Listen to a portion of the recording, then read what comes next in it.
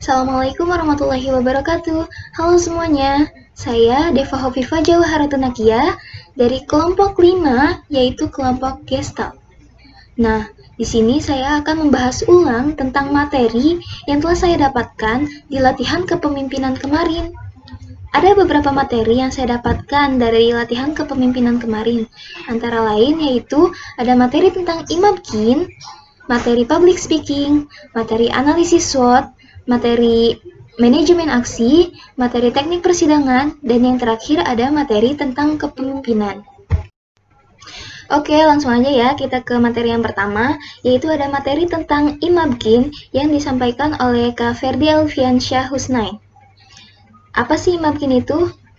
Nah, IMABKIN adalah singkatan dari Ikatan Mahasiswa Bimbingan dan Konseling Indonesia yang didirikan pada tanggal 7-9 Desember tahun 2007. Nah, IMABKIN memiliki fungsi sebagai wadah aspirasi dan aktualisasi perjuangan mahasiswa bimbingan dan konseling. Selain itu, fungsi dari IMABKIN juga sebagai forum silaturahmi mahasiswa bimbingan dan konseling se-Indonesia. Tujuan dibentuknya IMABKIN yaitu untuk mewujudkan komunikasi dan koordinasi antara mahasiswa bimbingan dan konseling se-Indonesia. Kemudian juga untuk menumbuhkan eksistensi Ikatan Mahasiswa Bimbingan dan Konseling Indonesia sebagai lembaga yang aspiratif, dinamis, dan proaktif. Tujuan yang terakhir yaitu meningkatkan peranan mahasiswa bimbingan dan konseling dalam upaya mensukseskan dan mengembangkan kreativitas profesi bimbingan dan konseling, serta mengambil peranan dalam upaya mengawal kebijakan pemerintah dan organisasi profesi bimbingan dan konseling. Nah, ada dua hal yang harus kalian ingat saat kalian ingin masuk ke dalam IMABKIN. Yang pertama, kalian harus siap untuk mengabdi. Yang kedua, pasti ada harapan di IMABKIN tersebut. Kemudian ada 3 hal yang akan didapatkan di IMABKIN sendiri, yaitu ada passion, habit, dan akses. Oke, langsung aja ya kita ke materi yang kedua, yaitu ada materi tentang public speaking yang disampaikan oleh Kak Nabila Nurnaila. Nah, public speaking itu sendiri memiliki pengertian yaitu kegiatan komunikasi lisan yang dilakukan secara langsung di muka umum atau di hadapan sekelompok orang dengan maksud untuk memberikan informasi atau pesan serta mempengaruhi audiens sehingga audiens mampu berpartisipasi dalam kegiatan public speaking tersebut. Nah, public speaking ini memiliki beberapa komponen, antara lain yaitu pembicara, biasa disebut dengan public speaker. Nah, selanjutnya ada pendengar atau audiens, pesan atau informasi, channel atau saluran informasi, stimulus, konteks, atau situasi yang melingkupi komunikasi publik tersebut. Kemudian ada dampak, yaitu sesuatu yang terjadi setelah komunikasi disampaikan oleh si pembicara atau si public speaker. Kemudian ada feedback, umpan balik. Jadi dalam public speaking tersebut harus ada umpan balik di mana si pembicara menyampaikan pesan dan si audiens menanggapi pesan tersebut. Kemudian ada gangguan. Gangguan yaitu hal yang menghambat public speaking tersebut. Yang terakhir ada komunikasi antar anggota. Nah, dalam public speaking ini ada beberapa jenis informasi, antara lain yaitu yang pertama ada informatif, yaitu pemberian informasi kepada audiens. Yang kedua ada persuasif, yaitu si public speaker ini berusaha untuk membujuk atau mengubah opini audiens. Kemudian ada aksi. Aksi ini si public speaker ini berusaha untuk meyakinkan audiens untuk melakukan suatu tindakan. Nah, selanjutnya yang terakhir ada menghibur. Biasanya menghibur ini ditemui pada acara-acara non-formal. Biasanya dilakukan untuk mencairkan suasana. Nah, ternyata di public speaking ini memiliki beberapa alur. Antara lain yaitu ada canalizing ideas, yaitu proses pemilihan pesan atau informasi yang disampaikan. Kemudian di tahapan yang kedua ada planning design, yaitu proses merancang tata cara penyampaian informasi tersebut. Kemudian ada mapping your route, atau merencanakan kerangka atau bagian penyampaian pesan. Selanjutnya ada acquiring knowledge, yaitu menambah isi pesan atau informasi yang sesuai dengan tujuan public speaking tersebut. Nah, ada beberapa faktor yang mempengaruhi public speaking. Yang pertama, suara. Suara dari si public speaker ini harus jelas, lantang, dan intonasinya harus tepat, sehingga pesan yang disampaikan dapat diterima oleh audiens. Kemudian ekspresi wajah. Selanjutnya ada gaya berbicara dan perbendaharaan kata. Nah, dalam public speaking ada beberapa metode yang digunakan. Antara lain yaitu yang pertama ada metode naskah. Nah, yang kedua ada metode hafalan. Misalnya, keuntungannya dari metode ini yaitu lebih mudah berekspresi dan lebih banyak berinteraksi dengan audiens. Nah, yang terakhir ada metode spontanitas. Nah, public speaking itu penting gak sih untuk kita? Nah, public speaking itu sangat penting. Yang pertama yaitu untuk melatih kita berkomunikasi. Nah, kemudian yang kedua untuk meningkatkan kepercayaan diri. Nah, ada beberapa kesalahan yang sering dilakukan saat public speaking. Yang pertama yaitu gagap atau mengulang kata. Selanjutnya ada berbicara dengan cepat, berbicara secara pelan, suara serak, suara melemah pada akhir sesi, memberikan pernyataan sebagai pertanyaan, berbicara dengan suara monoton. Nah, tips percaya diri dari public speaking yang diberikan oleh Kak Nabila yaitu antara lain bicara untuk memberi, gunakan bahasa tubuh, pahami poin-poin yang akan disampaikan, kenali audiens, berinteraksi dengan audiens, mempelajari seni dalam berbicara, yaitu menggunakan intonasi dan artikulasi yang jelas. Kemudian hindari kata pengisi, filler word. Yang terakhir, yang paling penting yaitu banyak berlatih. Oke, lanjut ya ke materi yang keempat, yaitu ada materi analisis SWOT yang disampaikan oleh Kak Puji. Nah, kata SWOT sendiri itu merupakan singkatan dari strength, yang berarti kekuatan, kemudian weakness, yang berarti kelemahan, opportunities, yang berarti peluang, dan threats, yang berarti ancaman. Apa sih analisis SWOT itu? Analisis SWOT adalah alat instrumen perencanaan strategi untuk membaca kemampuan dengan menggunakan kerangka kerja, kekuatan, kelemahan, peluang, dan ancaman. Nah, untuk organisasi sendiri biasanya memiliki kekuatan, kelemahan, peluang, dan ancaman. Antara lain yaitu di kekuatannya biasanya organisasi ini memiliki kekuatan yaitu sumber daya manusia, yaitu banyaknya jumlah pengurus dan anggota. Kemudian ada kapasitas tupoksi atau fungsi dan tugasnya di sini jelas. Jadi tiap divisi atau tiap anggotanya memiliki tugas yang jelas sehingga lebih terstruktur. Kemudian keunggulan. Keunggulan di sini artinya setiap anggota mempunyai keterampilan dan kemampuan yang unik. Dan yang terakhir ada loyalitas, yaitu anggota harus memiliki loyalitas yang baik terhadap organisasi. Nah, selain kekuatan, suatu organisasi seringnya memiliki kelemahan, antara lain yaitu buruknya birokrasi dalam organisasi tersebut. Nah, di sini maksud dari buruknya birokrasi yaitu susunan kepengurusannya tidak berjalan dengan baik. Kemudian ada rangkap jabatan.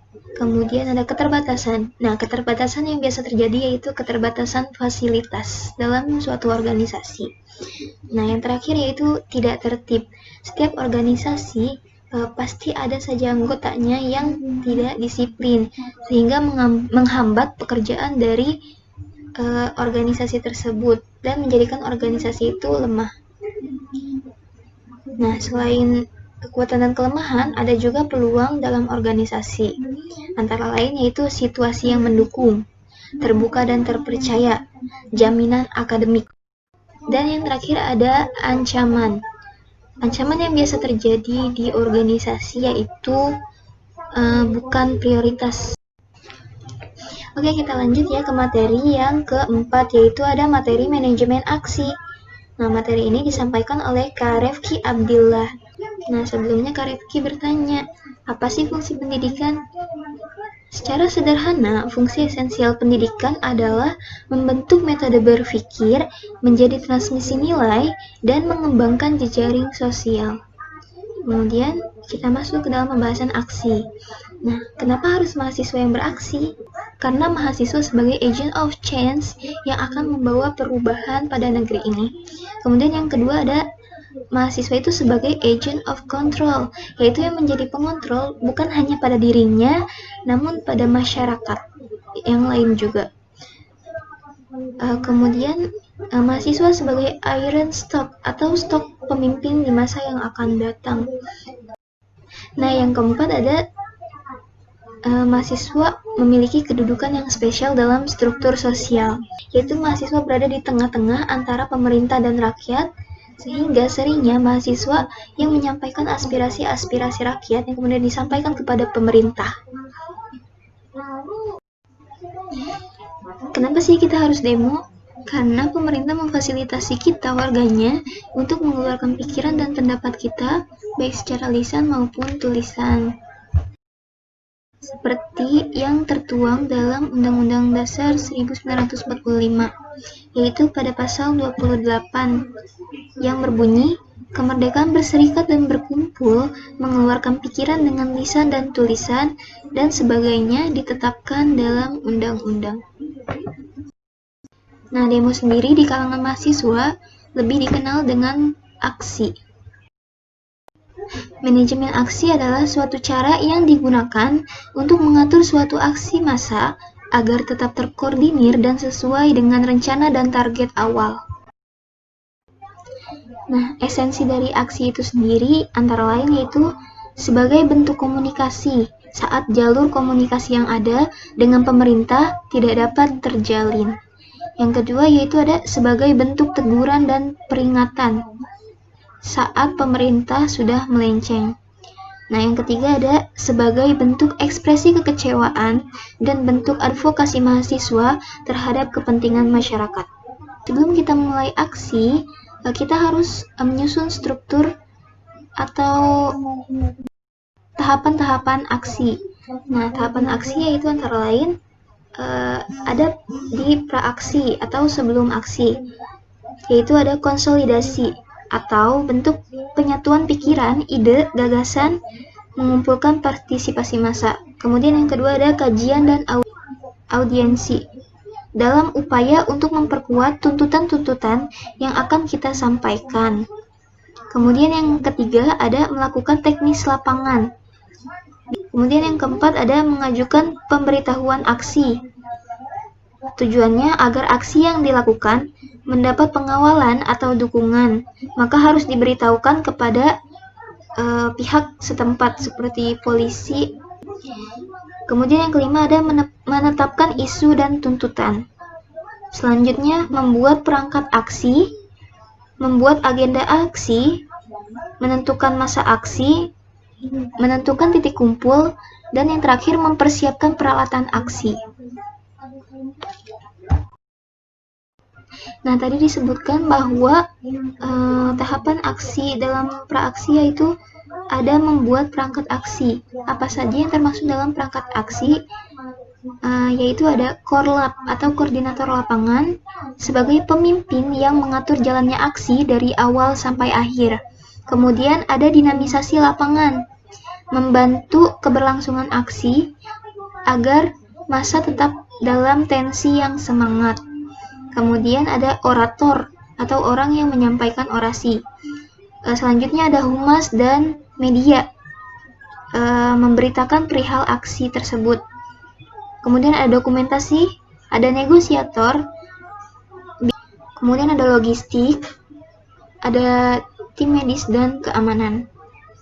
Nah, selain dari perangkat aksi, kita juga memerlukan peralatan-peralatan yang diperlukan dalam aksi, yaitu ada bendera, alma mater atau PDH, kemudian spanduk, pengeras suara atau toa, dan mobil sound.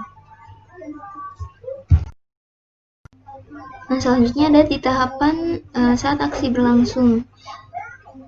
Pada saat aksi dilakukan, segala tindakan massa aksi disetting sesuai dengan persiapan yang telah dilakukan pada saat teknis lapangan, serta semua perangkat aksi bekerja sesuai dengan tugas yang telah ditetapkan sebelumnya. Nah, kegiatan pasca aksi pada saat aksi selesai bukan berarti semua selesai begitu saja. Ada beberapa hal yang harus dilakukan pasca aksi untuk memastikan bahwa tujuan dari aksi ini dapat tercapai, yaitu antara lain absensi. Kemudian yang selanjutnya ada evaluasi. Evaluasi terkait dengan agenda aksi, jumlah masa aksi, isu atau tuntutan yang disampaikan. Kemudian ada rekomendasi, dan yang terakhir ada menjaga eskalasi aksi tetap naik. Membangun awareness dan interest publik. Oke, lanjut ke materi yang kelima, yaitu materi tentang kepemimpinan yang disampaikan oleh Kak Muhammad Syarifuddin. Nah, pengertian kepemimpinan itu sendiri, menurut Peter Anderton, kepemimpinan bukanlah sebuah posisi, melainkan siapa dan bagaimana diri kita. Dalam kepemimpinan, ada incompetent leader atau pemimpin yang tidak kompeten. Antara lain yaitu yang pertama, bias kepedean dan kompetensi. Yang kedua, ketertarikan kita manusia terhadap orang-orang yang berkarisma. Kemudian yang ketiga, ketidakmampuan manusia menahan godaan narsistik. Itu menurut Thomas Camorro. Nah, pengertian lain yaitu leadership sama dengan time limit ditambah people and power. Time limit di sini artinya terbatas waktu, di mana dengan waktu sesingkat-singkatnya harus mendapatkan keputusan yang baik untuk organisasinya atau dirinya sendiri. Kemudian people di sini yang dimaksud yaitu mampu membawa manusia atau mampu membawa anggotanya. Kemudian ada power yaitu power di sini terkadang pemimpin lupa akan power yang dia dapatkan untuk apa. Jangan sampai power yang dia punya dipakai untuk sikap narsistik. Di sini ada self leadership. Yang pertama yaitu ada self awareness, yaitu dengan melihat, membayangkan, dan mengukur. Kemudian yang kedua ada reflection, yaitu dengan gambaran diri dan bayangan ideal diri kita sendiri. Yang ketiga ada self-regulation, reforming. Itu disampaikan oleh Lars Sudman. Hal yang paling penting yang harus diperhatikan saat melaksanakan kepemimpinan itu atau saat menjadi pemimpin, yaitu harus memberikan rasa saling percaya antara pemimpin dan anggota. Kemudian harus mampu bekerja sama. Good leadership yaitu yang mampu mengkondisikan lingkungan dan menciptakan kenyamanan pada lingkungan tersebut. Nah, dalam kepemimpinan, keadaan kompetitif dalam organisasi dapat menghancurkan organisasi itu. Good leadership itu dapat digambarkan seperti orang tua. Oke, kita lanjut ya ke materi yang terakhir, yaitu ada materi tentang teknik persidangan yang disampaikan oleh Kak Siti Khairiyah. Pengertian sidang dalam organisasi yaitu pertemuan formal suatu organisasi untuk membahas masalah tertentu agar menghasilkan keputusan sebagai sebuah kebijakan organisasi dengan mengikuti mekanisme-mekanisme dan aturan yang jelas. Nah, ada beberapa jenis persidangan, yaitu yang pertama ada sidang komisi. Sidang komisi ini diikuti oleh masing-masing anggota komisi. anggota masing-masing komisi adalah peserta dan peninjau. Dipimpin oleh seorang pimpinan, dibantu seorang sekretaris sidang komisi. Pimpinan dipilih dari dan oleh anggota komisi itu sendiri. Kemudian yang kedua ada sidang pleno.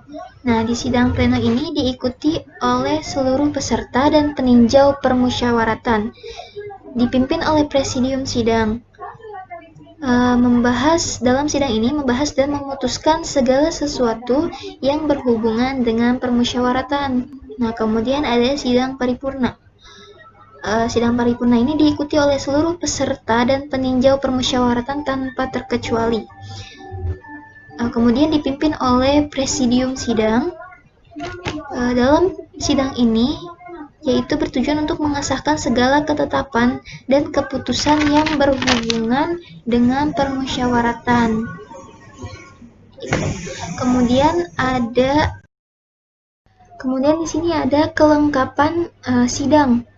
Antara lain yaitu ada pimpinan sidang, peserta sidang, peninjau, palu sidang, draft sidang, konsideran, quorum, dan pengambilan keputusan, serta notulensi. Nah, selanjutnya ada ketentuan-ketentuan sidang. Antara lain yaitu serah terima pimpinan sidang. Serah terima pimpinan sidang dilakukan apabila pimpinan sidang pertama tidak dapat melanjutkan memimpin jalannya persidangan. Kemudian ada penggunaan palu sidang. Untuk satu kali ketukan, yaitu berfungsi untuk pergantian presidium sidang. Kemudian untuk men-skorsing waktu yang tidak terlalu lama dan mencabut skorsing tersebut. Nah, ada dua kali ketukan palu sidang berfungsi untuk membuka dan menutup sidang. Kemudian ada 3 kali ketukan palu sidang yaitu untuk membuka dan menutup persidangan. Selanjutnya yang terakhir yaitu ada beberapa kali ketukan yang berfungsi untuk memberi peringatan kepada seluruh peserta sidang atau menunda persidangan hingga batas waktu yang tidak ditentukan.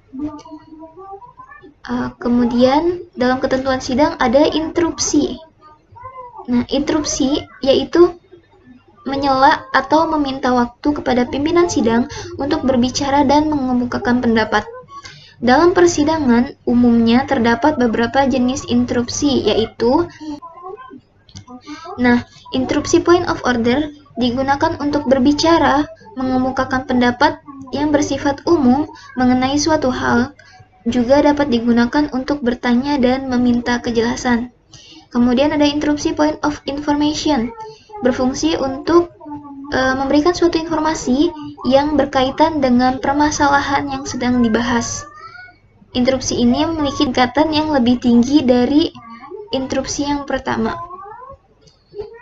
Selanjutnya ada interupsi point of clarification, yaitu berfungsi untuk mengklarifikasi sesuatu berhubungan dengan persidangan. Yang terakhir yaitu ada interupsi point of personal privilege, yaitu untuk mengemukakan ketersinggungan atas suatu pihak yang melakukan penyerangan terhadap sesuatu yang bersifat personal atau privasi. Selanjutnya ada skorsing atau pending. Skorsing atau pending adalah pengambilan waktu rehat dalam persidangan untuk keperluan tertentu, misalkan terjadi deadlock atau kebuntuan. Nah, yang terakhir ada peninjauan kembali, yaitu mekanisme yang digunakan untuk mengulang kembali pembahasan atau putusan yang telah ditetapkan. Nah, selanjutnya di sini ada istilah-istilah yang sering didengar atau dipakai dalam persidangan, yaitu ada walkout.